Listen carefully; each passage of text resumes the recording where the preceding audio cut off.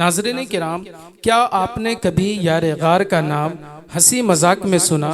क्या आप तसव्वुर कर सकते हैं कि हज़रत अबू बकर सिद्दीक रदियल्लाहु ताला अन्हु, जिन्हें खुद कुरान ने साहिबे रसूल कहा, उनके जिक्र को स्टेज पर तफरीह और कहकहो की नजर कर दिया जाए? आज हम एक ऐसे शेर की बात कर रहे हैं जो शायद सुनने में लतीफ़ा लगे, लेकिन दर हकीकत दिल को दहला देने वाला अलमिया है। आइए सच को समझे और अदब को पहचाने। आज मैं जिस शेर के ताल्लुक से बात करने वाला हूँ वो ये शेर है कि वो बहुत बेकरार थोड़ी है, ये दिखावा है प्यार थोड़ी है, ये छोड़ भी तो सकता है, अरे वो यार है यारे गार थोड़ी है। ये अशआर जब स्टेज पर पढ़े गए तो बहुत से उलमाए किराम ने दादो तहसीन से नवाजा। खुद मौलाना गुलाम जिलानी अजहरी साहब क़िबला दादो तहसीन से नवाज रहे हैं, खुश हो रहे हैं।